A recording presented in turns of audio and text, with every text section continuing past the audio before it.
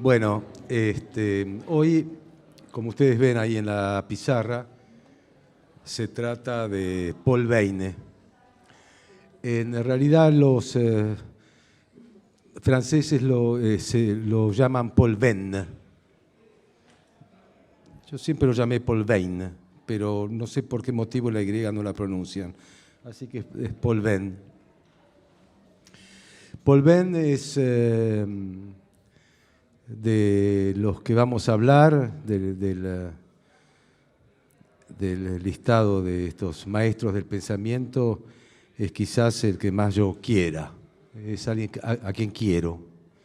Ese es un sentimiento que tengo respecto de él. Es un hombre que está vivo, tiene 89 años y vive en Aix-en-Provence, en el sur de Francia, retirado. Yo hace muchos años que lo sigo, leo todo lo que puedo de él, he escrito sobre él. Escribí hace muchísimo tiempo, cuando se publicó en la Argentina La historia de la vida privada, una colección que era histórica y cronológica, empezaba en la antigüedad, y del primer tomo de la historia de la vida privada se encargaron Paul Veyne y Peter Brown. Un escocés, creo que es Peter Brown, y Paul Veyne, que es francés. Era sobre Roma y sobre los primeros siglos de la cristiandad, de lo que se ocupaba Peter Brown. Entre paréntesis, los dos tienen que ver con Foucault, ¿no? Mejor dicho, Foucault los menciona y los estudia. Escribí eso asombrado por esta historia de la vida privada que hacían ellos. Después, en un libro que publiqué con el Seminario de los Jueves, que se llama El último Foucault, el texto que yo escribí se llama El amigo de Foucault. Ahí escribí nuevamente y después una vez más sobre un libro que sacó Paul Veyne, que es Cómo el mundo se convirtió al cristianismo. Escribí también un breve texto. Tuve la gracia, porque es una gracia, de estar con él 3/4 de hora. Después de una clase que dio en el Collège de France, yo estaba haciendo turismo en Francia, fui al Collège de France a escucharlo y me pidió, no sé qué le dije cuando me acerqué, algo le debo haber dicho, no sé, algo le debo haber dicho porque me dijo que lo acompañara a su oficina, digamos, que era una especie de habitación donde se iba a cambiar, y fue muy divertido, la verdad, fue muy divertido.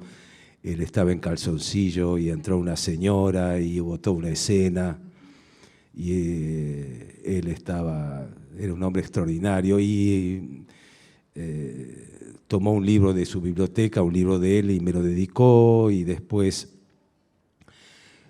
le escribí una carta y me la contestó, la carta la tengo guardada, y cuando publiqué El amigo de Foucault, cuando publicamos el libro El último Foucault, se lo mandé a Francia, no me contestó, y ahí yo me hice una serie de ideas que realmente lo que yo había escrito, este texto, era muy infantil, era un poco fuera de lugar. Empecé a recriminarme cosas a mí mismo porque no recibí respuesta de él, y finalmente yo creo que me disculpé porque finalmente soy un poco infantil, soy un poco adolescente, admiro a la gente, la amo, digo cualquier cosa y hasta sobrio. Entonces, bueno, y esto es lo último que escribí sobre Veyne.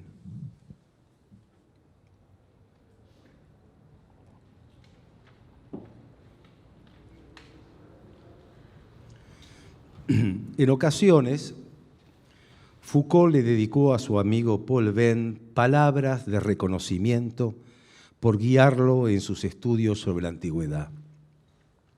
Pero no abundó mucho más sobre su mentor, salvo en esas alusiones contadas y aisladas.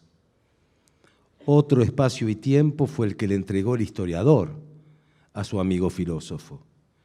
Textos completos, como el que intituló ¿Cómo se escribe la historia? Foucault revoluciona la historia. Un encabezamiento que no deja dudas acerca de su valoración. Otros libros, como Foucault, Pensamiento y Vida. Conferencias, entrevistas dedicadas a sus teorías y un lugar de privilegio en sus memorias, las de Paul Venn, a las que define como recuerdos en este libro extraordinario y maravilloso de 2014, que se llama Y en la eternidad no me aburriré, recuerdos. Venn lo admiraba, Foucault lo mencionaba. Como les dije en el último Foucault, un libro que organicé con mis colegas del seminario de los jueves, mis textos se llama El amigo de Foucault. Escribí sobre Venn. Lo considero mi filósofo preferido, a pesar de que su calificación académica sea la de historiador. Comparte con su amigo Paul Michel un problema identitario, solo que mientras Foucault hacía de su condición de sujeto una variable incontrolable y un arte del despiste, además de una histeria que decía padecer al dejar sin respuesta a sus interlocutores cada vez que le preguntaban si era filósofo o si se reconocía en alguna otra disciplina, Venn no dudaba de su vocación, de su afición ni de su profesión de historiador. Foucault, filósofo. Por nuestra parte, no hay ninguna duda, y quizás sea el más interesante del siglo XX, de lo que va del XXI. Pocos han sido tan comentados como él. Va cabeza a cabeza con Heidegger y Wittgenstein, y es posible que si se recortan las últimas décadas incluso lo supere en bibliografía en su honor y en su dolor. Sin embargo, es difícil saber qué piensa Foucault, porque no es él quien piensa, sino sus textos. No existe un pensamiento de Foucault fuera de sus análisis sobre otros pensamientos. Conocemos qué es lo que pensaban Sartre o Merleau-Ponty o Levinas o Heidegger, pero nada sabemos de las ideas de Foucault. Afirmar que es nominalista y que deconstruye los universales es marcar un casillero casi vacío. Nos es imposible capturar su nominalismo del modo en que nos apropiamos de la idea, por ejemplo, de libertad en Sartre, o de la imagen del eterno retorno nietzscheano. Como con él nunca vamos a presenciar algo parecido a los heideggerianos, que ponen los ojos en blanco cada vez que nos hablan del ser, ni veremos a nadie persignarse como los adornianos cuando escuchan la palabra entretenimiento. No hay ideas en Foucault, del modo en que las hay en la tradición filosófica, ni la del motor inmóvil, ni la de mónada, ni de la lucha de clases. No hay concepciones del mundo en Foucault, ni siquiera conceptos, tal como le gustaría a Gilles Deleuze. La construcción de un concepto como el de dispositivo en Foucault vale como tal si aceptamos que no haremos más que una enumeración de rasgos. Por más que relacionemos esos rasgos, una vez establecido un orden que nos permita pensar un fenómeno, no nos llevamos gran cosa a casa, a nuestro hogar epistémico. Lo aprendido se deposita en un fondo mnésico o mnémico, no sé cómo se dice. Funciona como una intuición intelectual. Recordamos algunos de sus aspectos, pero es totalmente ajeno a cualquier tipo de axiomática. No podemos adoptar una metodología de la investigación como con tantos epistemólogos, ni una filosofía de vida desde Foucault, como sí se hacía con Sartre y hasta con Deleuze. Foucault es una escritura, sus cursos son una escritura oral, No está detrás, ni delante, ni a un costado de sus grafismos. Aún en las entrevistas, que son centenas, habla como escribe. En sus clases diserta como escribe. Nunca abandona la formalidad de quien investiga, enseña y se expresa de acuerdo a normas retóricas que, a pesar de ser cambiantes, están enmarcadas por las exigencias de un estilo. Por eso nadie lo localiza ni se lo apropia. No tiene otro cuerpo que sus libros, no hay mentalidad en él, ni tampoco ideología. Por más militantismo que se le intente adosar, él se disuelve en innúmeras posturas. Es moderado y extremista, entusiasta y distante. Su confesión, la de Foucault, de que escribe para no tener rostro sino máscaras es una afirmación auténtica. Sabemos lo que piensa del cinismo por sus clases sobre la parresía en la que analiza los textos griegos. No tiene más pensamiento propio que la lectura que hace de los textos antiguos, pero no es un helenista. Su trabajo filológico posee connotaciones políticas, una política de la verdad, tal como define a la filosofía, sobre la base de un trabajo de interpretación y de lectura de textos. No podemos inferir si sus análisis sobre el arte de vivir estoico se aplican a una práctica que valora positivamente o que recomienda reciclar en el presente. Cada vez que se lo quiere ubicar en un lugar reconocible y hacerle decir que su libro sobre el tema, por ejemplo de los estoicos, se refiere indirectamente a la cultura californiana o a la New Age, lo desmiente de inmediato. Foucault es el enemigo número 1 de la nueva banda de coaches ontológicos. Cuando escribe sobre las cárceles y participa de un grupo que denuncia la situación de los presos en Francia, se cree saber lo que piensa porque nada hay más claro que un compromiso político. Lo que cuesta entender es que cada vez que investiga un tema es para dejarlo. No se casa de por vida, le deja de interesar una vez que lo agota. En términos de Kierkegaard, es una personalidad típica de lo que el filósofo danés llamaba estadio estético, el hombre del placer. Foucault jamás se deja apresar por las trampas del pensamiento binario. No es hombre de llanura, necesita escalar, sin por eso ser un alpinista semiprofesional como veremos que es Paul Venn. Sus subidas son simbólicas. Su postura ante la tradición filosófica no dista de la labor de Nietzsche en el nacimiento de la tragedia o en la genealogía de la moral. Filología y conflicto de interpretaciones, la guerra de las palabras, el orden del discurso. Los filósofos pueden ser interpretados de muchas maneras, dedican sus vidas a ser claros y distintos y sus lectores agregan oscuridades e ingredientes, haciendo todo tipo de mezclas. Hay una plasticidad filosófica que tiene que ver con una característica de su género. Venn lo dice de un modo taxativo. Un texto no se interpreta a sí mismo, pero en Foucault hay un desvío deliberado. No trata de ser oscuro, es ajeno a las pretensiones poetizantes de un Derrida, a la lengua oracular lacaniana, al puntillismo obsesivo de los filósofos analíticos o a un dictamen mosaico por el que un Althusser exigía de un candidato que se sometiera al rigor de la teoría. Foucault es un gran anfitrión. Nos invita a pensar con él sin que nos aplaste el peso de la biblioteca infinita. Venn recuerda que Freud inventa el concepto de superyo cuando un paciente le dice que soñó que tenía un perro encima. Nuestro filósofo, Foucault, espanta a los perros guardianes del saber, como los llamaba Paul Nizan. Nos aliviana, a pesar de obligarnos a estudiar. Ya vimos que cada vez que viajaba, les daba a sus jóvenes amigos la llave de su departamento, solo a cambio de que regaran sus plantas. Y que cuando le pedían consejo brotaba su temple aristotélico, en contraste con su admiración por el temperamento nietzscheano. Les recomendaba prudencia.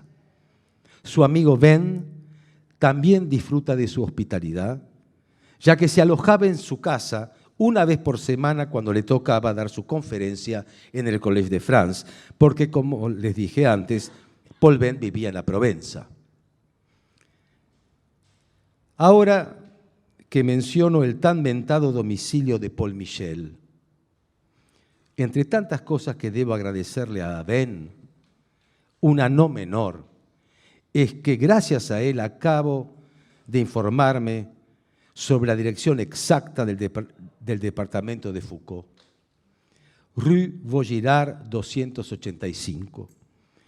Después de recorrer por Google Earth la calle más larga de París, que es la Vaugirard, para ver si descubría el edificio modernoso en el que vivía Foucault, tentativa que nunca tuvo éxito, ahora con el número preciso por un texto que me da Venn, todo se vuelve más sencillo. Como ustedes pueden apreciar por estos detalles domésticos, el amor por un filósofo, por sus ideas, por sus libros, no tiene límites. No se diferencia del que los fanáticos sienten por las estrellas del espectáculo. Lo único que lo distingue es que, al tratarse de filosofía, la admiración no es adoración. Los seguidores de Foucault conservamos nuestro sentido crítico, y más aún con su obra, porque sabemos que desde el cielo jamás aceptaría que fuéramos sus discípulos. Es un maestro sin discípulos, como Nietzsche, que también los rechazaba.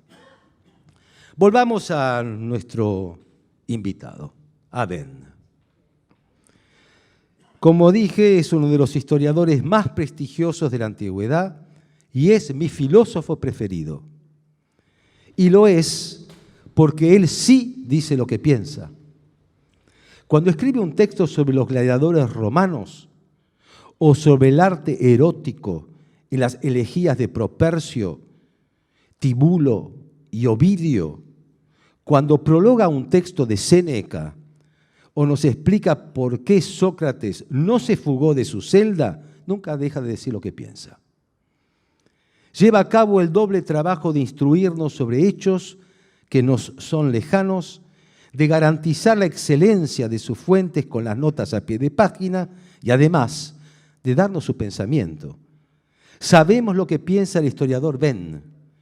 No es objetivo ni subjetivo, no es neutral ni parcial, es sí nominalista. Y el nominalismo al que Foucault adhirió tiene que ver con el estudio sobre los anacronismos que lleva a cabo Paul Venn. Su trabajo es inversamente proporcional a aquel del que hacen gala muchos historiadores de nuestra patria.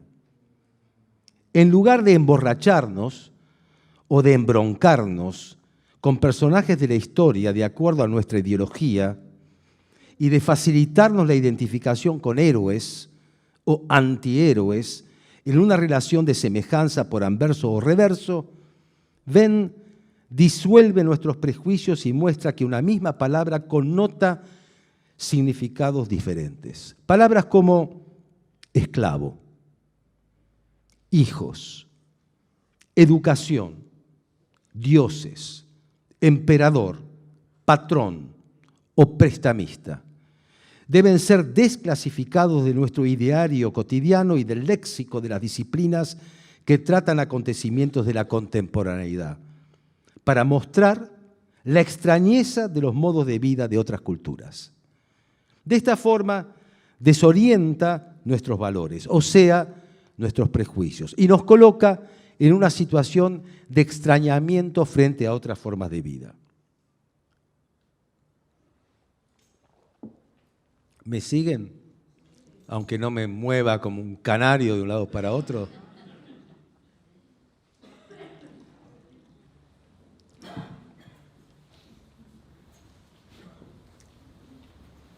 Para que el puente hermenéutico entre interlocutores de civilizaciones que se ignoran entre sí no quede roto, Venn lleva a cabo un trabajo comparativo de fenómenos exóticos con otros que no son familiares.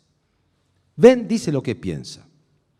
Ahora, tratemos de acercarnos a lo que piensa. distribuimos su pensamiento en los siguientes ítems. Primero, Jürgen Habermas, filósofo alemán, le criticaba a Foucault su amoralismo, su escepticismo y su falta de creencia en el progreso de la historia de la humanidad. Cuando un sociólogo quiere demostrar la prueba evidente de que tal progreso existe, dice cosas como que la penicilina es un descubrimiento que ha salvado vidas. A lo que su doble invertido, con el que siempre discute, le responde con Auschwitz. Los partidarios de la razón negativa, tal como la llamaban los críticos de la razón como Adorno y Horkheimer, se enfrentan a los discípulos como Habermas, que les recuerda que vivimos mejor.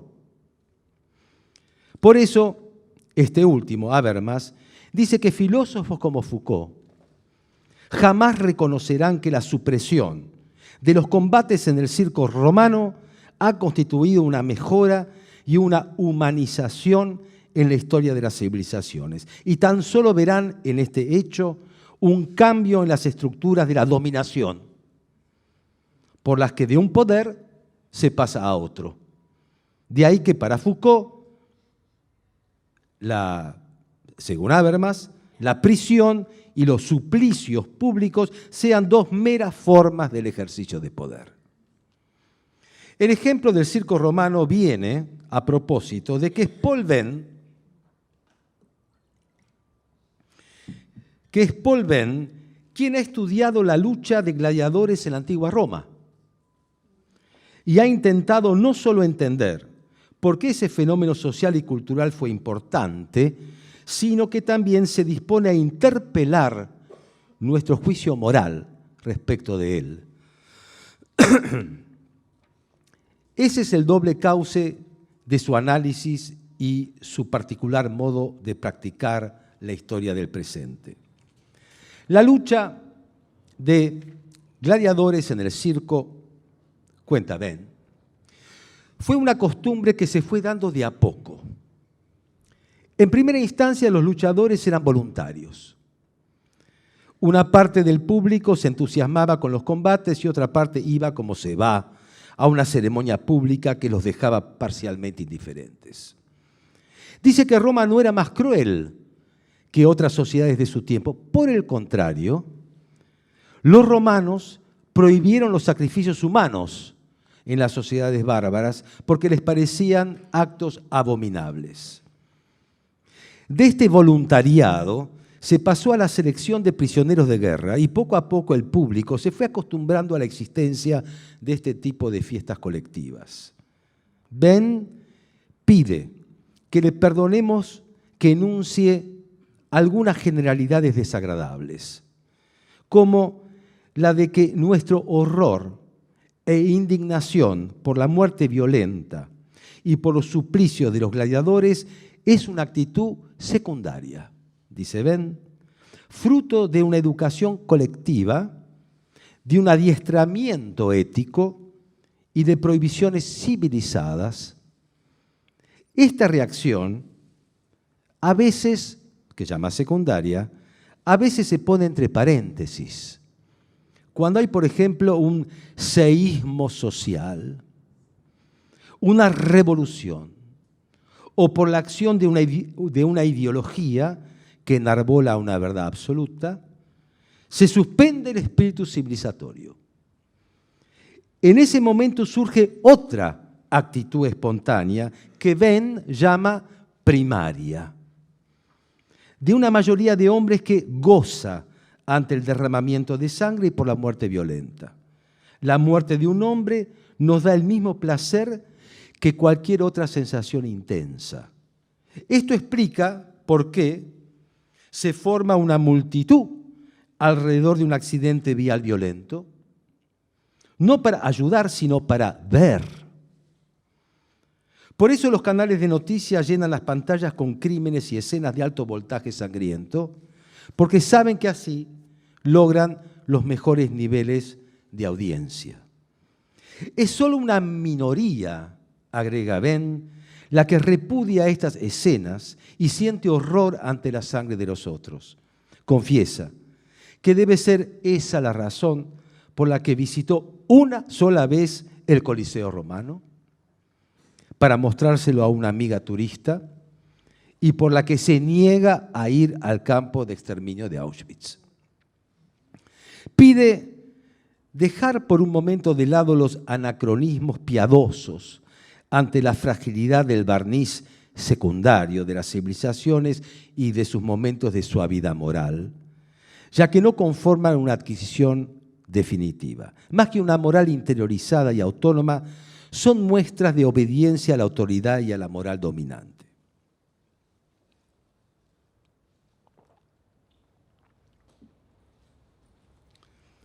El miedo nos da la sangre, que nos da la sangre derramada por accidente o de un modo criminal, se morigera cuando se trata de alguien que está afuera del grupo, un excluido. La indiferencia ante la muerte del prójimo y el placer que puede deparar no son rasgos exclusivos de la sociedad romana. Pueden aparecer en cualquier civilización y en cualquier momento. Añade que es históricamente importante observar que la sensibilidad hacia los otros se basa en el temor a lo que pueda sucedernos a nosotros. Cita a Aristóteles, quien afirma que la piedad es un sentimiento de pena ante un espectáculo de un mal destructivo, porque nos imaginamos que lo podemos llegar a padecer nosotros o las personas a las que queremos. Marco Aurelio, el emperador filósofo, oscilaba entre una insensibilidad primaria por la que bien podía llevar a cabo una matanza, Venn dice genocidio, sin límites cuando guerreaba contra los bárbaros, y una abulia frente a los combates entre gladiadores, práctica que en última instancia reprobaba por provocar muertes inútiles. Venn considera que Séneca era mitad primario y mitad filósofo. Por un lado, los combates en el circo le parecían un dispendio exagerado para las arcas del imperio, y por otro, estaba en desacuerdo con ellos por una razón doctrinaria. Para el estoicismo, un ser humano debería ser inviolable para sus prójimos, porque todos los hombres son ciudadanos de la ciudad cósmica. El amor entre los hombres deriva de un parentesco natural y no por el hecho de ser hijos de un mismo creador, como será en el cristianismo. 2. Venn dedicó gran parte de sus trabajos de historia al estoicismo. Sin embargo, esta asiduidad no implicó ninguna forma de adhesión. Se dejó guiar por la curiosidad de una filosofía que se proponía inaugurar lo que llama Venn boutiques de la felicidad. Las filosofías helenísticas eran eudemonismos elitistas, doctrinas de la felicidad, elitistas, dirigidos a los hombres cultos, a quienes enseñaban a ser felices y a elaborar una indiferencia de aristócratas, nobleza de alcurnia. Abrían el comercio y esperaban a sus clientes. Con una escafandra ética se podía atravesar el mundo en un estado de seguridad interior y autarquía.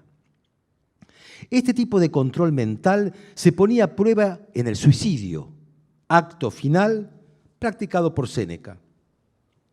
La moral pagana era una moral de costumbres y no de principios. Por eso no era dogmática, y sus preceptivas tomaban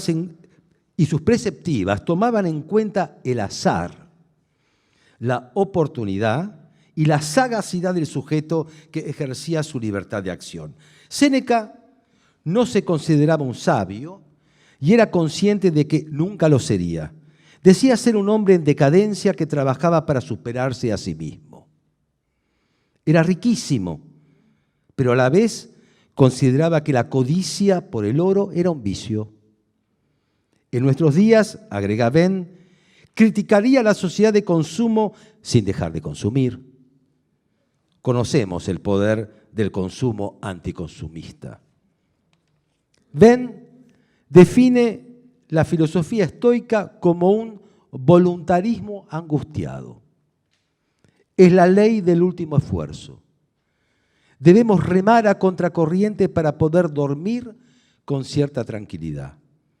Lo raro en el estoico es que su voluntarismo angustiado tiene como meta llegar a la nada, a vaciar la fortaleza del yo. En suma, lograr una anestesia vital. A pesar de su desconfianza respecto del hiperracionalismo estoico, Venn encuentra que en su carácter paradójico hay una enseñanza que rescata y aprueba. Según su parecer, la conducta humana está balcanizada. Ya que teníamos a los serbios ahí.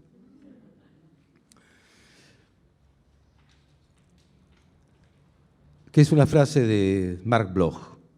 La conducta humana está balcanizada. Ideas tales como que los seres humanos no somos un bloque de cemento, que la integridad y la coherencia pueden ser horizontes morales regulativos, pero pocas veces efectivos, que la santidad y la heroicidad provocan admiración y bastante hipocresía, que el puritanismo es una manía persecutoria y una guarida de perversos, entre tantas otras cosas que se infieren de lo que afirma Venn, aunque no lo diga, pueden sintetizarse en esta alusión, como les dije, a Marc Bloch, el maestro de los historiadores franceses, quien es el que emplea esta palabra, balcanizar.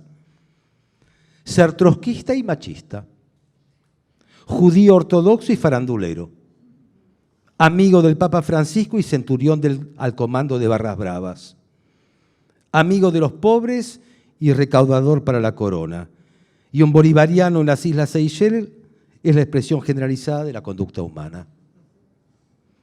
Los filósofos estoicos lo sabían y por eso recomendaban un arte de vivir para mejorarse a sí mismo y no dividían las acciones en buenas o malas, sino en preferibles e inconvenientes, más propias de las morales que Paul Venn llama intermedias.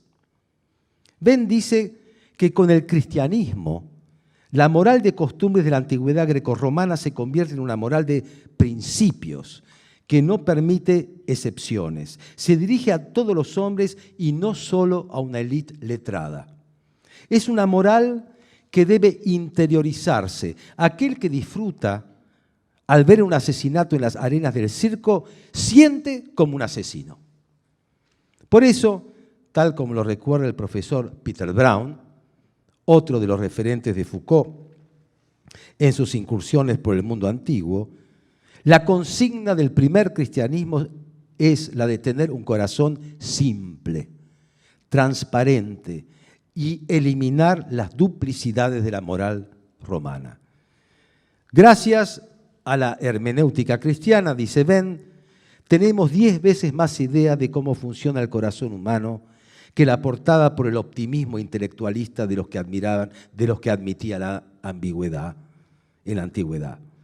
Para el ideal del corazón sincero, la justicia y el amor eran inseparables. Este cristianismo de los primeros siglos no transmitía la ternura que tiempo después le fuera característica. No existía el Cristo crucificado en los brazos de la Virgen María. Las prohibiciones y abstinencias eran más importantes que la utopía de amar al prójimo. De ahí que el cristiano fuera un intelectual que obedecía a una doctrina de la que Cristo era el doctor. Venn admira el cristianismo y mira con desconfianza el estoicismo, o mejor dicho, percibe sus límites. La razón grecorromana parece más débil que la pasión cristiana. En materia de religiosidad, sostiene Venn, Debería existir una meritocracia equivalente a la valoración de las obras de arte, una escala en materia de creatividad religiosa. Reconoce además la inventiva del primer cristianismo. Una religión que decía que los esclavos a los ojos de sus amos eran iguales ante el Señor, que podían permanecer como inferiores en la tierra y que de acuerdo a la herencia judía se debía dar limosna a los pobres, mostraba que aceptar la condición de esclavo y preocuparse por los pobres no eran incompatibles. Podían coexistir bajo un mismo principio. Si se extrema hasta el límite la lógica de las dos posturas, o se llega a la revolución social o al abandono de los pobres. Pero lo que Venn llama discurso, en el sentido Foucaultiano, tiene cortes ilógicos y evita los extremos. Los cristianos estaban en contra de todo tipo de espectáculos, no solo de los combates de gladiadores. Dice Venn que pedían la prohibición de la pantomima, de los baños termales y de los gimnasios, porque eran meras búsquedas de placer. Condenaban el teatro, porque en las obras se ponía en escena el incesto, el parricidio, se enseñaba el adulterio y se exaltaba el impudor y la crueldad. Tertuliano estaba en contra del atletismo, porque modificaba de modo artificial el cuerpo dado por Dios. Veía demonios por todas partes como si fueran virus o microbios. Las telas teñidas jamás debían usarse porque toda cosmética pretendía superar la obra divina. Podemos preguntarnos entonces por los efectos milagrosos o positivos del cristianismo, por los alcances de su creatividad y por todo lo que debía inventar en materia de prohibiciones para contener su infinita fobia y sus efectos paranoicos. También podemos interrogar a Venn sobre las relaciones entre lo que él llama balcanización de la conducta humana y la duplicidad de la moral antigua. Y en relación con el corazón sincero, recordemos que en sus estudios de Paul Venn sobre la poesía y las elegías eróticas romanas, plantea que ya no podemos apreciar aquel género literario, ni la poesía clásica en general, debido a una invención romántica que se llama sinceridad. Sostiene que Baudelaire, Rimbaud, Hölderlin y Rilke nos dieron una poesía con un alcohol poderoso que nos ha arruinado el paladar. Valorizaron el uso del nombre propio que remite a un alma reputada de interesante. 3. Venn critica el uso de la ideología como noción panexplicativa y lo hace a partir de lo que denomina cotidianidad. La vida de todos los días, el corto plazo, el fin de mes, lo que exige cada mañana, la rutina, la monotonía, la indiferencia hacia tantas cosas, la costumbre, el hecho de que la mayoría de nuestro tiempo no pensamos en nada, la banalidad de lo excepcional, ir a buscar a las chicas al cole, pagar la cuenta de gas, ver el bailando, ir otra vez a la casa de la suegra. No sé por qué se me ocurre a mí algo tan anacrónico. Cobrarle el cheque diferido al desgraciado que nos bicicletea. Son muchas las facetas que describen la vida ordinaria. Así como Foucault escribe sobre la vida de los hombres infames para dar cuenta de aquellas palabras mínimas olvidadas por la historia, de esos pequeños seres sin destino que apenas sabían escribir y que quedaron sepultados en los archivos. Venn rescata del sin fondo de lo diario el otro lado de la épica redentora de las grandes gestas. Esa es una de las expresiones de su escepticismo y de su alegre nihilismo. Nada sombrío hay en este recuento, sino todo lo contrario, da una nueva versión del luvidrium, aquellas escenas sarcásticas de los espectáculos romanos que nuestro historiador describe en abierto desafío a la ley de Dios. Se trata de otra ley, la de la burla, la benévola sonrisa irónica de la filosofía de Montaigne y de los escritos de Voltaire, que Venn prolonga. Pero no por eso nos entrega un pensamiento blando, una especie de resignación del perdedor, que se queda en casa mirando televisión, puteando por Twitter o intrigando en un grupo de WhatsApp. Venn es un batallador, aunque no se sepa por qué pelea. No tiene un ideal por el que luchar y, sin embargo, no abandona la contienda. Su entusiasmo es desbordante porque sí. Otra de las cosas que nos dice es que los sucesos más interesantes de todos no tienen ningún motivo. Cuando explica algunos fenómenos sociales por la acción repetitiva de la costumbre y se le pregunta qué es lo que la determina, afirma que la costumbre se explica a sí misma. Nos dice que los seres humanos no son razonables, sino curiosos. Y que algo es interesante cuando no sabemos por qué nos interesa. Sin duda, este tipo de personaje, Paul Venn, no hace más que irritar a las almas especulativas, a los saturadores de argumentos y a todos aquellos que exprimen el cerebro de sus semejantes hasta obligarlos a concederle la razón a su acosador. En fin, a esos psicópatas lógicos, sino que no cejan hasta hacerle confesar que le ha hecho un bien y cuyo ideal es lograr la gracia del humillado. Ninguno de estos espíritus analíticos estima a Venn.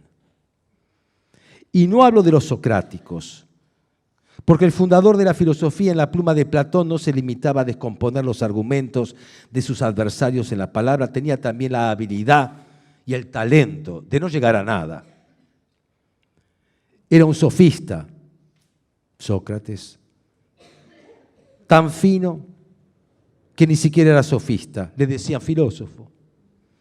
Un ciudadano que confesaba su ignorancia, que aceptaba que no poseía la sabiduría de los grandes, que ostentaban su majestad sacerdotal, como decía Nietzsche, y que a pesar de eso tenía la manía de oler el engaño como un perro cínico podía hacerlo. Venn no cree en la condición humana preñada de metafísica. No es cierto, sostiene, que los hombres preguntan espontáneamente por el más allá. Las religiones no provienen de la angustia ante la muerte, ni del temor a las catástrofes naturales, sino se elaboran como una astucia psíquica. Por el contrario, son las religiones las que implantan tales angustias y temores.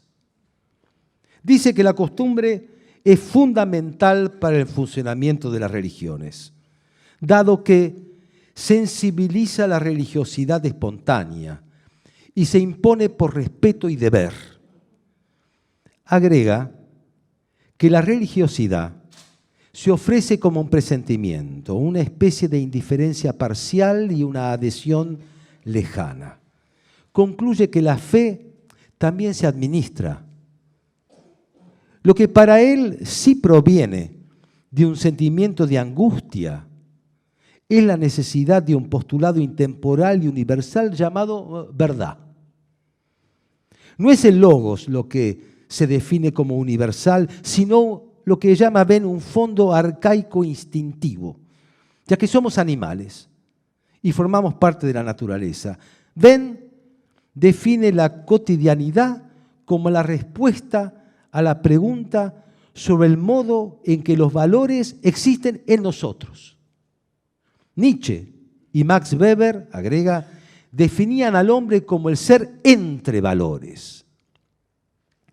La dispersión en el tiempo y la fragmentación del yo determina la balcanización de nuestras conductas. Venn rebautiza este fenómeno con el nombre de porosidad. Esta dimensión se opone al quijotismo de lo anticotidiano, a la división de los hombres en héroes de caballería, revolucionarios y progresistas, y sometidos y payos, herejes y subversivos. El valor de lo cotidiano, el mundo de la porosidad, permite la despersonalización, que dice Venn, es lo mismo que conocerse a sí mismo. Es como si Venn escribiera un nuevo tratado de la tolerancia, pero no por respeto al diferente, sino para alivianar el superyo y la mirada del otro, para terminar con el juicio de Dios, como exclamaba Antonin Artaud. Nos dice que reconocer en uno mismo, el amor propio, reconocer la mala fe, el gregarismo y el querer vivir a toda costa nos mejora moralmente. Pone una distancia respecto de nosotros mismos y nos ayuda a aceptarnos. No es la doctrina de la mediocridad dichosa, sino una avanzada contra el puritanismo evangélico y la prédica higienista que siembra pesadillas para mejor captar sumisos. Creer no es lo más importante, porque en última instancia no es más que una exigencia que segrega conveniencias. Lo usual es la voluntad de creer, cuyos resultados son, para Venn, las creencias parciales.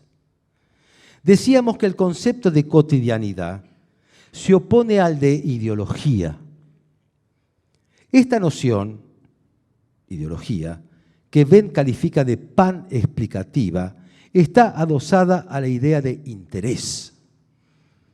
Se llama ideología a un sistema de representaciones que justifica un poder. De ahí que cada acción humana debe estar motivada por el interés, llámese egoísmo, codicia, dominación de una clase sobre otra, rebelión de los oprimidos.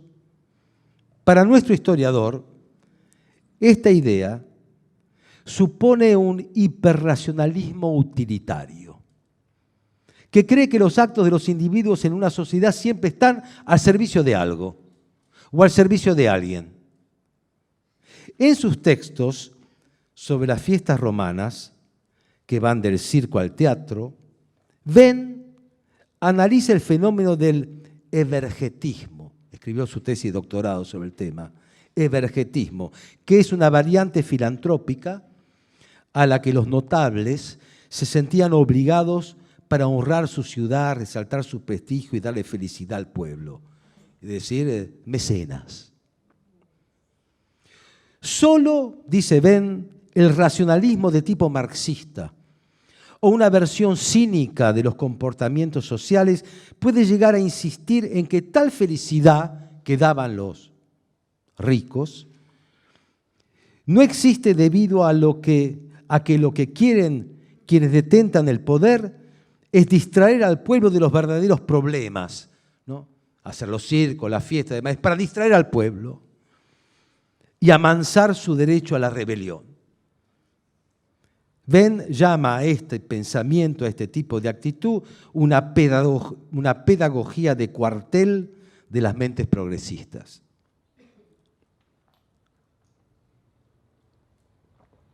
Cuando analiza las razones por las cuales el mundo deviene cristiano, con la conversión de Constantino en el siglo IV después de Cristo, claro, habla de la banalidad de lo excepcional. No busquemos grandes causas para estar a la altura de tal acontecimiento. No era necesario este gesto imperial para conservar la hegemonía romana, ya que no estaba en duda. Su cultura seguía siendo la medida civilizatoria. Pero su paganismo era una religión envejecida. Afirma Venn que la noción de ideología es panexplicativa por ser una ilusión intelectualista. Los pueblos no son individuos. Más importantes que las fraseologías son las vivencias silenciosas, el peso tácito de lo cotidiano y el habitual gusto por los ideales. Para Ben, las ideologías solo convencen a los convencidos, pero su verdadera función no es la de convencer, sino la de agradar, producir placer, mejorar la imagen que tenemos de nosotros mismos. Las ideologías legitiman rebeliones, justifican la superioridad de los que dominan y transmiten a los dominados la idea de que no se equivocan al obedecer o desobedecer. Su elasticidad es abarcativa y polifuncional, decora a todos y a todas. La ideología funciona como un placebo. Balcanización de las conductas, fragmentación del yo, morales intermedias, creencias parciales, valores encontrados, porosidad cotidiana, banalidad de lo excepcional. Este representante de la ética fractal nos obliga a preguntarle cómo es posible que un escéptico radical, una especie de cínico mediterráneo, un estoico sin destino y un ateo sin doctrina no deje de ser un batallador incansable. 4.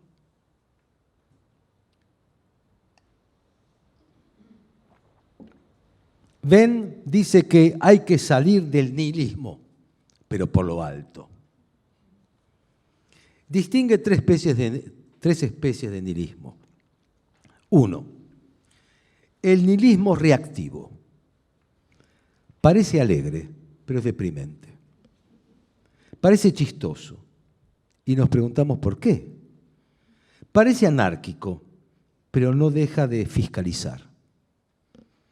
Sabe que no hace más que parecer y convierte esa característica en un blasón. No cree en la psicología y es un neurótico que se ignora a sí mismo. Bautiza su quehacer como parodia. Juega a ser sin serlo y ejerce una especie de autoironía para parapetarse ante la temida crítica ajena.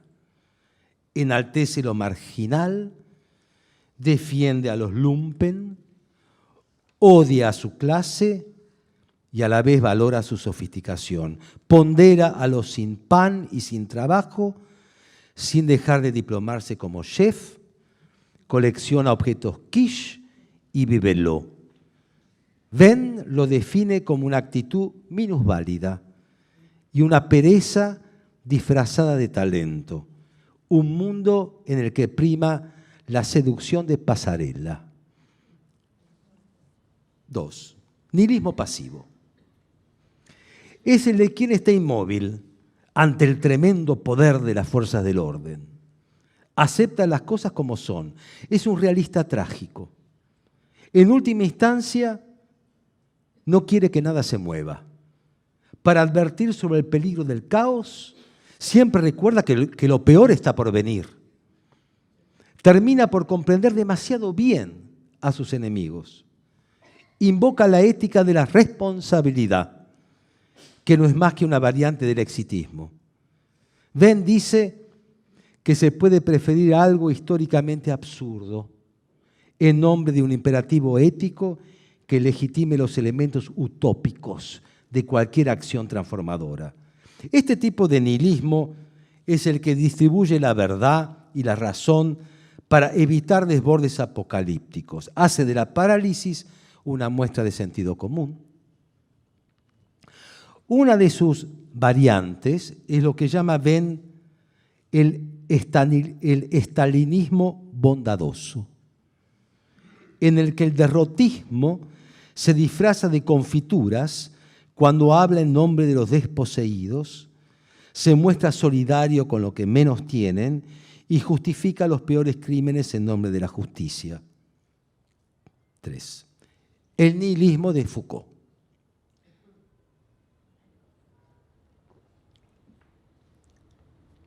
Su escepticismo es guerrero e hiperactivo.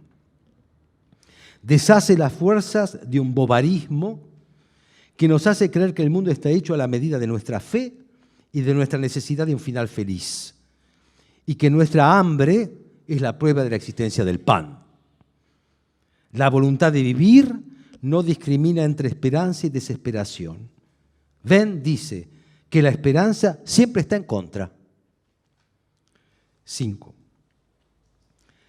Hay un caballito de batalla con el que los filósofos bien pensantes arremeten contra Foucault, el de la universalidad. ¿De qué universalidad se trata? ¿De la razón, del bien, de la verdad? ¿Con qué nos encontramos si nos sacamos la máscara de la lógica y desnudamos lo que oculta? Con papá, es decir, con la teología, en fin, con Dios. Después de Lutero, que lo hizo con ciencia, de Marx, que lo derivó de un narcótico, de Nietzsche, que anunció su muerte, y de Freud, que le diagnosticó una neurosis obsesiva, la mayor de todas las mayúsculas se quedó sin alfabeto. Si no hay uno, pasa de todo. Conocemos el libreto. Acusan a Foucault de ser relativista, como si no lo fuera toda la humanidad la que decidió aceptar la pluralidad y la diversidad de creencias y culturas. Las religiones universales cohabitan, las iglesias decaen y las sectas proliferan. Venn señala que se nace en una religión y su iglesia, pero uno se asocia a una secta. Se es católico, nos hacemos mormones. Por este acto de voluntad elegimos una fe, queremos creer. Cuando hay voluntad es porque hay fisura. Por eso Venn dice que vivimos entre valores y creemos a medias. En fin, en el sepulcro nuevamente no hay nadie. El resurrecto es un fantasma. Matamos a quien nunca existió. A este malentendido sacro, Georges Bataille lo denominó risa o ateología. Venn llama gadget sofisticado a los juegos por los cuales se demuestra la falsedad de una proposición que se pretende que niega lo universal. Por ejemplo, decir que no hay verdad es enunciar una verdad. Este es el cepo semántico. La universalidad de cualquier proposición ya está implicada en el mero acto de afirmar. Ser asertórico nos hace apodícticos. Venn dice que, por el contrario, al negar la validez de verdades universales, Foucault no duda de todo. Estaría loco si lo hiciera. Sería un pusilánime agudo o una víctima del genio maligno. Para aclarar su punto de vista, nuestro historiador distingue los juicios universales de los colectivos. ¿Qué es un juicio colectivo? Para comenzar, no se trata de una demanda judicial de un grupo de personas. Es un tipo de juicio que cuestiona la validez de las ideas generales sin partir de un principio lógico. ¿Cómo opera? Se hace un balance contable de los bienes acumulados que terminan en un juicio numéricamente colectivo. No hay axiomas. No se sabe de antemano que no hay verdades generales. El balance crítico da cuenta de lo que hay en un depósito. Venn dice boutique de verdades y el resultado no es satisfactorio. Se cierra el boliche por balance y comienza el recuento. Ordenamos la historia de lo que Foucault llama veridicciones, los modos de decir la verdad en distintas épocas. La verdad en la Grecia arcaica, en la Grecia clásica, en la sofística, para los cínicos, para el paradigma monástico y en los rituales de la confesión, de acuerdo a los parámetros cartesianos, en los diversos procedimientos de una hermenéutica del sujeto, en la economía política naciente de los fisiócratas, en el sistema de identidades de género de la historia de la sexualidad, en los peritajes psiquiátricos, en la filosofía que distingue error e ilusión, en el discurso científico que excluye tildando de absurdos descubrimientos científicos por no estar en la verdad, caso Semmelweis y Mendel, para dar algunos ejemplos de los análisis que llevó a cabo Foucault. Una vez clasificados los productos epistémicos, hacemos un muestreo y nos percatamos de que son criticables. Por eso Foucault preguntaba qué es lo que hace que la verdad sea tan poco verdadera. Quizás por esa razón, Ben sostiene que es mejor tener ideas que conocer verdades. Tener ideas es distinguir una tópica, dejar de ser ingenuo y percibir que lo que es podría no ser. Y agrega con una frase algo enigmática: lo real está rodeado de una zona indefinida de composibles, que es un término leibniziano, no realizados. La verdad no es el más alto de los valores del conocimiento. Para Ben, constatar que los elementos de un balance son criticables uno por uno no descalifica ser balances.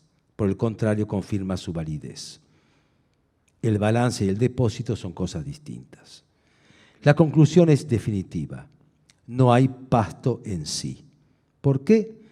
Porque existe la perspectiva bovina, así como la del botanista, y no existe un geometral herbáceo llamado idea. Finalmente, ¿cuál es la diferencia entre la narrativa histórica y el periodismo de actualidad? Se expresa en latín. Es la misma que existe entre el illic y tunc y el hic y nunc. Entre el allí y entonces, sugiere Ben, y el aquí y ahora. Foucault lo supo combinar en la historia del presente, y tal como nos la relata Paul.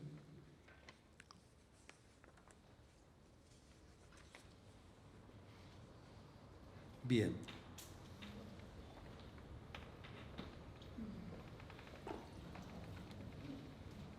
¿Podríamos seguir un poco?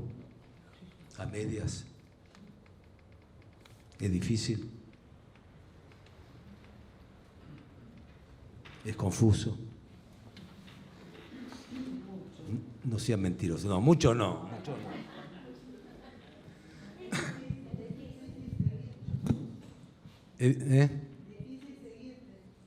Ajá.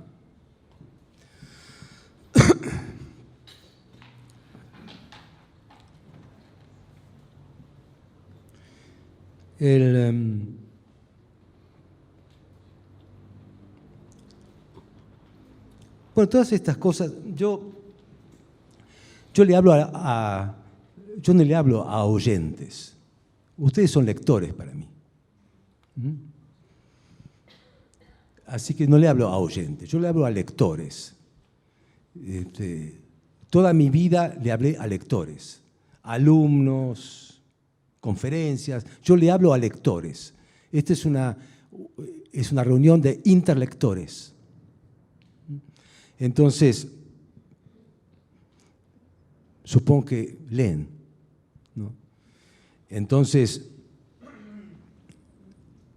Paul Ben es para ser leído. Y además, lo pueden ver, porque en YouTube, en general, está en francés, porque no siempre traducen con subtítulos. Está presente en varios videos. Es un tipo muy particular. Su último libro es del 2014, cuando tiene 84, hoy tiene 89. Desde el 84, salvo un librito que después de que el grupo ISIS terrorista bombardeó Palmira, destrozó Palmira, él escribió algo sobre Palmira, muy compungido que un lugar tan simbólico e importante como ese fuera destrozado de tal modo. Pero ese es su último libro. Y en la eternidad no me aburriré. No es un libro de historia, es una autobiografía que él escribe. Cuenta quién es. Él ya desde chico, de los 6, 7, 8 años, vivía en Aix-en-Provence, en el sur. Entonces, bueno, en el sur, en muchos lugares de Europa hay ruinas, hay pedazos de cosas, hay piedras, hay monedas, ¿no? Él desde chico, no lo sé, se le ocurría recoger estas cosas. Él en realidad siempre quiso ser arqueólogo. Era una de sus vocaciones. Incluso fue a estudiar arqueología junto con historia, etcétera, ¿no? Él acá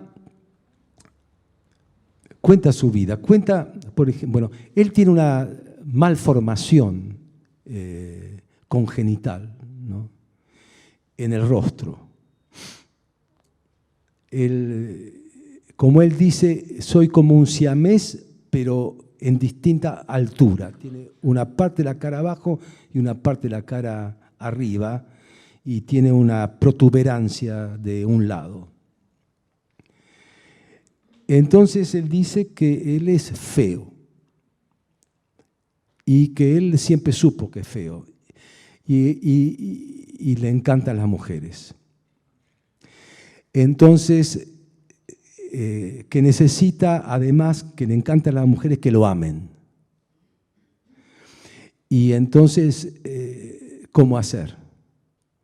Entonces él sabe que la primera impresión que da es de desagrado. Y él tiene que borrarla y eliminarla.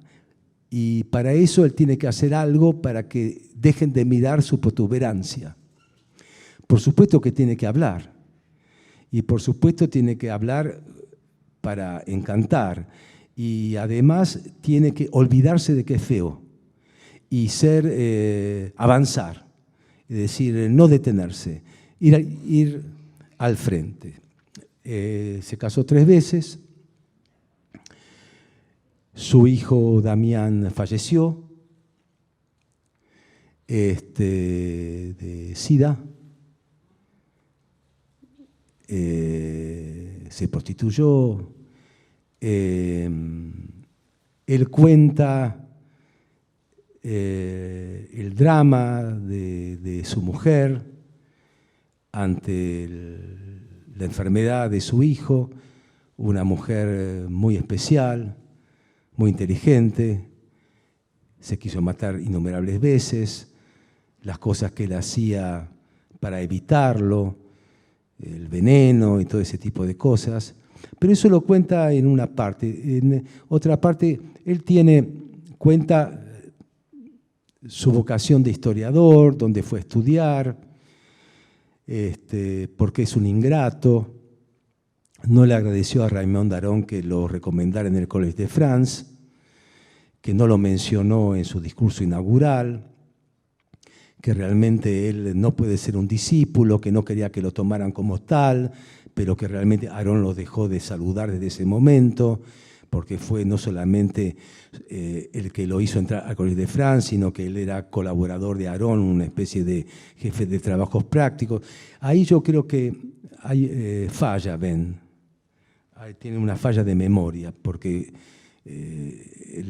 yo leí más de una vez este discurso inaugural, lo menciona 7 veces Aron, así que no sé qué culpa le quedó a él de no haber sido filial. Después se peleó con Aron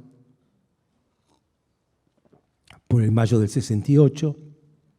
Aron despreciaba el movimiento juvenil y Ben lo celebraba. Dice Ben que jamás recibió una reacción negativa de su alumnado. Él dio clases todo mayo del 68. Hacía cosas muy raras. Él tiene una vocación del alpinismo, que lo fue aprendiendo de a poco, ¿no? Cuenta toda la disciplina que significa ser alpinista. Tiene un axioma él: el vértigo no existe. Dice que es un invento.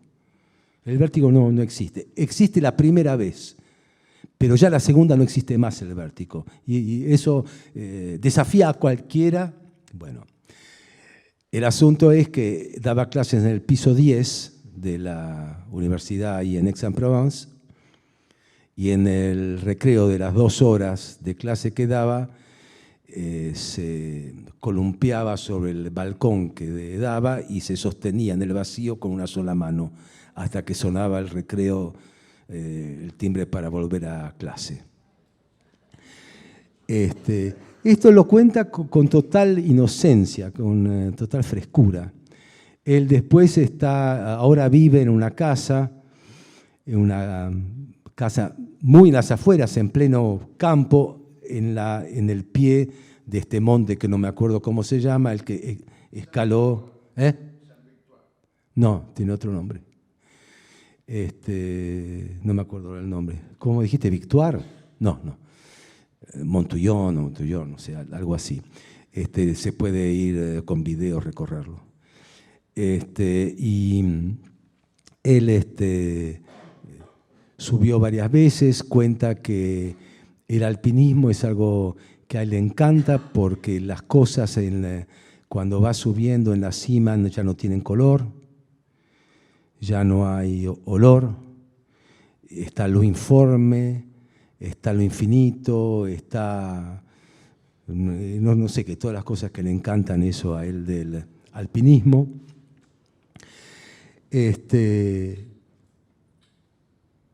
Fue el gran amigo heterosexual de Foucault.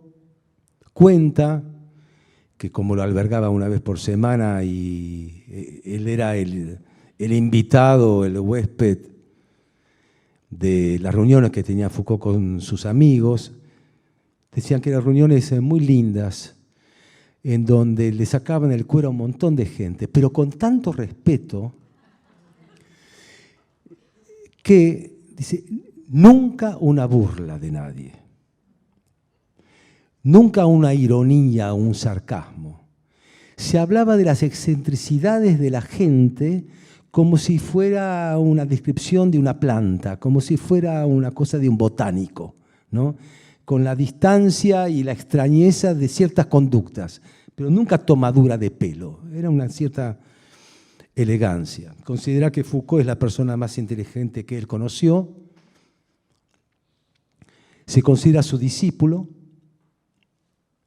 a pesar de que Foucault lo menciona nada más, y bueno, sí, no tenía por qué hacerlo más porque él se consideraba su discípulo. Y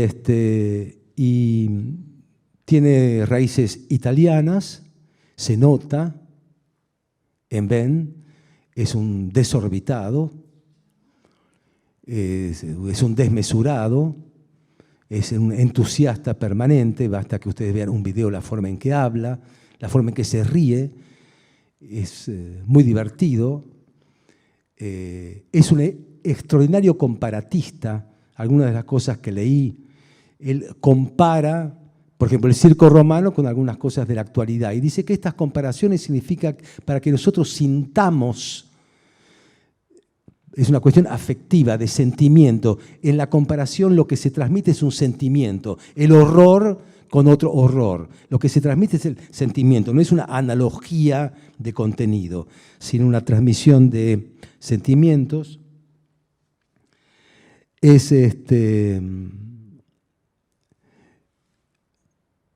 Dice que no cree en Dios, pero que él cree que el sentimiento religioso está en nuestras entrañas, que no es un invento, que está. Y que él no cree en un Dios como en las religiones, pero él tiene como, él cree que puede haber como un alma universal. Como decía un poco Plotino, pero Plotino también hablaba como de un Dios de la que emanan cosas. Él cree que puede haber como una fuerza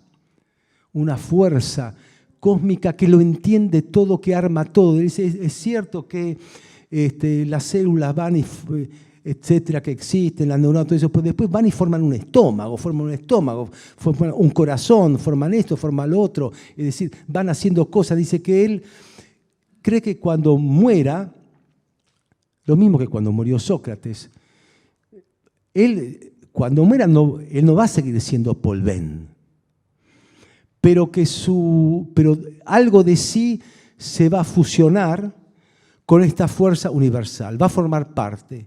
Y al formar parte de esta fuerza universal, él está seguro que no se va a aburrir más, no se va a aburrir nunca. Por eso se llama En la eternidad no me aburriré. A esta edad él dice que se puede morir en cualquier momento, entonces se acuesta en la cama, cruza los brazos, apaga todas las luces y piensa que a lo mejor se puede morir. Después ve nuevamente la luz. Dice que es cobarde, le gusta el peligro, pero es cobarde.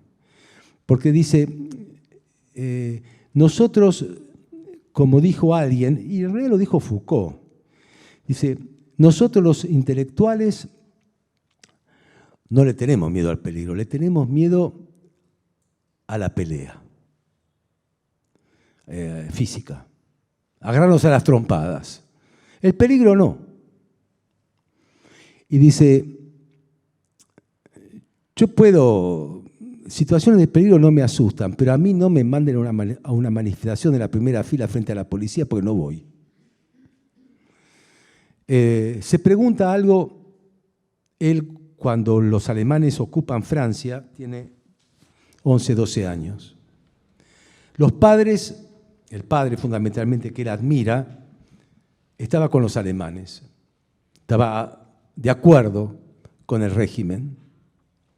Entonces dice que él cuando era chico también estaba de acuerdo con el régimen, porque el papá estaba de acuerdo con el régimen. Él admiraba al papá y él estaba de acuerdo con el régimen cuando era chico. Y el papá leía los diarios de extrema derecha y él también hojeaba los de extrema derecha. Dice, yo me pregunto, con la lucidez de hoy, si yo hubiera tenido la edad, 20 años, durante la ocupación alemana, ¿hubiera estado con los alemanes? ¿Hubiera ido a la resistencia? ¿Qué hubiera hecho? Y yo me lo pregunto constantemente, la verdad que no sé. Él escribió un libro enorme de 600 páginas sobre el poeta René Char, que vivía a 20 kilómetros de su casa en Aix-en-Provence. Es un libro muy curioso, porque dice, le pregunta a un periodista, ¿usted era amigo de Foucault? Sí, es mi amigo, dice. ¿Y de René Char? No, de René Char no estaba a la altura de René Char. Tenía un carisma tal, yo no podía ser su amigo, a pesar de que era su confidente. Me contaba todo, su vida privada también. René Char fue un jefe guerrillero de la resistencia, un líder de la resistencia, además poeta, un hombre grandote, enorme, de 2 metros. Ben describe sus manos enormes, etc. Escribe un libro de 600 páginas para analizar. Durante 2 años fue semanalmente a la casa de Char, en donde él hablaba con él para ver por qué sus poemas, que son poemas muy crípticos, para explicar sus poemas. Es un libro que yo no puedo entender cómo puede escribir. Quiere explicar los poemas, entonces él va, lee los poemas de Char, va a la semana siguiente y dice, usted cuando dice que la escalera, que el 5.º escalón de amarillo, el fuego resplandeció en el infinito de ayer, usted está acá mezclando temporalidad, dice, y Char en general los acaba carpiendo. Le mostraba la escalera de su casa en la que se inspiró, le decía que realmente dejara de delirar, etc. Igual escribió el libro enorme, tratando de explicar sus poemas.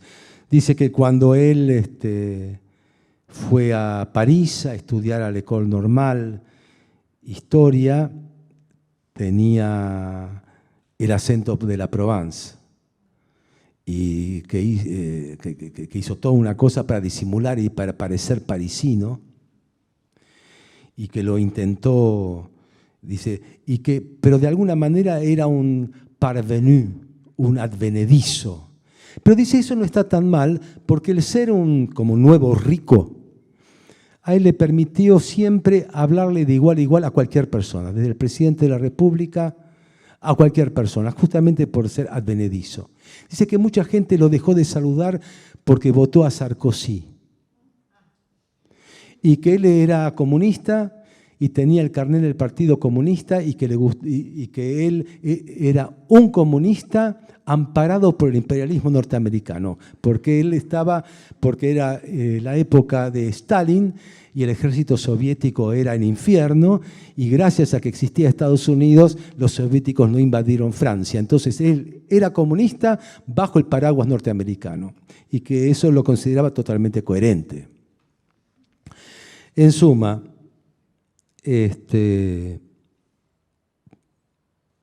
yo no hago más que transmitirle mi entusiasmo por Ben, no es otra cosa que lo que estoy haciendo. Le dije que era el que más quería,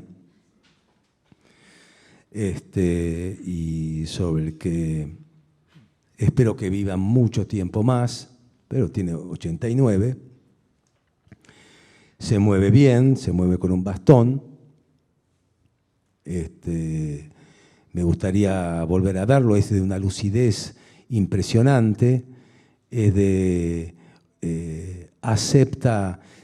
¿Por qué para mí me parece mi filósofo preferido? Por todas las cosas que dije. Es decir, por eso es mi filósofo preferido, por su modo de ser nihilista, por su modo de ser escéptico, por su modo de pelear sin saber por qué se pelea, pero se pelea, sabe por qué se pelea, pero no tiene un ideal, no tiene una verdad absoluta, sabe que uno es varias cosas, que la fragilidad forma parte de la fortaleza, sabe que la coherencia es de los elefantes y que nosotros no somos coherentes, sabe que eso no es ninguna disculpa de nada, sabe que los valores no son absolutos, que en general la paradoja y la contradicción es con lo que nosotros vivimos. Admira el cristianismo, no porque crea en el cristianismo ni porque crea en el pecado para nada, sino que admira su inventiva y su pasión. Se dedica una vida al estoicismo para decir que no sirve para nada porque es una boutique de la felicidad y que en realidad es un sistema inmunológico para cubrirse ante cualquier eventualidad. Es un racionalismo de cobardes. Predicó su vida, su libro Séneca y el estoicismo es fantástico. Que era el libro que nos convocaba. Sus libros sobre Foucault. Un libro que es fantástico, que se llama Lo cotidiano y lo interesante. Es un bálsamo ese libro. Habla de la cotidianidad, de la importancia de lo no importante. Para él la palabra no es importante, es interesante. Y lo interesante tiene que ver con la curiosidad. Es decir, algo es interesante cuando no tenemos ningún motivo por el cual nosotros nos acercamos sin que pensemos en su beneficio. Algo interesante es porque nosotros queremos, nos atrae desinteresadamente, como amateurs. Es mucho más importante un hobby que una profesión porque lo hacemos porque queremos, sin saber exactamente por qué. Su pensamiento de que no todo es utilitario, de que no todo sirve, que no todo es explicado, que no todo tiene una racionalidad, etc. La importancia del azar, que comparte con Foucault, la importancia de lo imprevisible, que comparte también con Foucault, de lo contingente, de lo que no podemos, del impoder, de lo que no sabemos, de la incertidumbre. Todas las cosas que Foucault no podía decir las dice él. Porque Foucault, con esta especie de histeria, comillas, donde congela y pone atrás, ¿no? Se cuida, Otra de las cosas que hace Ben en la última parte de su libro es relatar el amor de tres, porque él, en la última parte de su vida, o sea, los últimos años, ya de grande, bien mayor, bueno, son tres, él y dos mujeres. Él tiene con su mujer, que tenía que no estaba bien, la muerte del hijo y demás, que adora, un matrimonio blanco durante 20 años.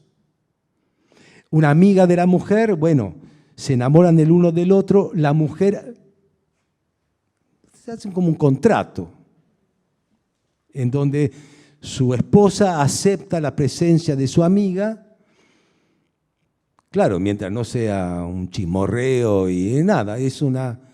Y dice que eso le fue totalmente... Hace una cosa extraordinaria para mí con el tema de la sexualidad.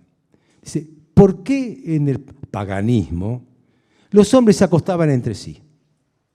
Y hoy en día, si uno hace una estadística, él lo hace en el 2014, qué sé yo, una cosa, para él el 10% de la gente tiende hacia el mismo sexo, pero el 90% al sexo, no sé cómo se dice, el otro, opuesto no es el otro.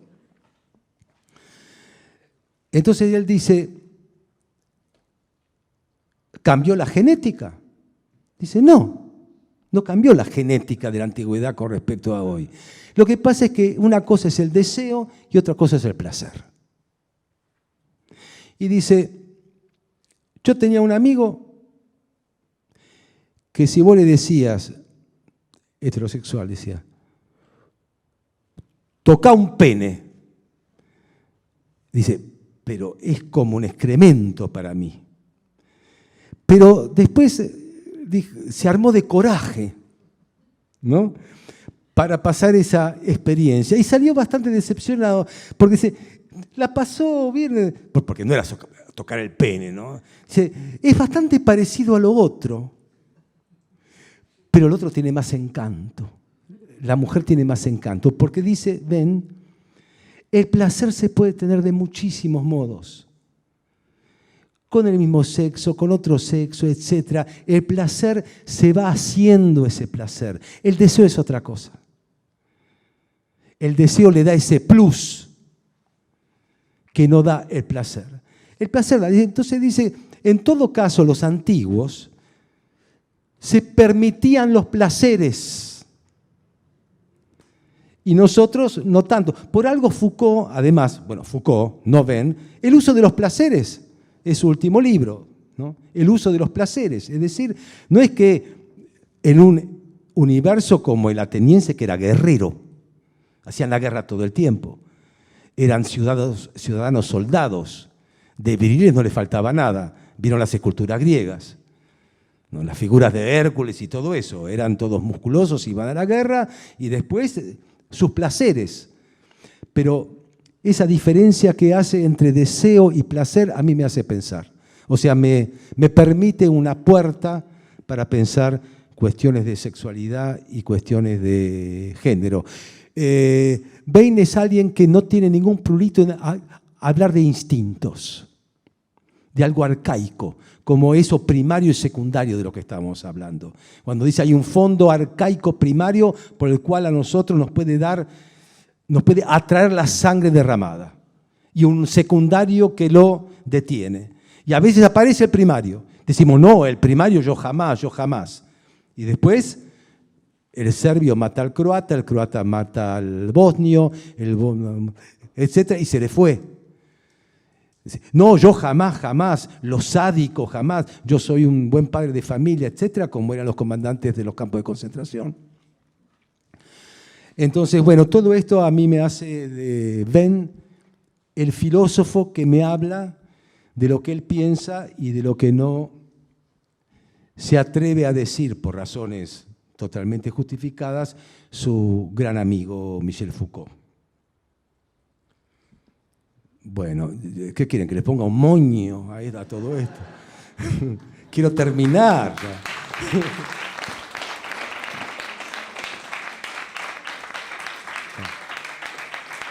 Bueno,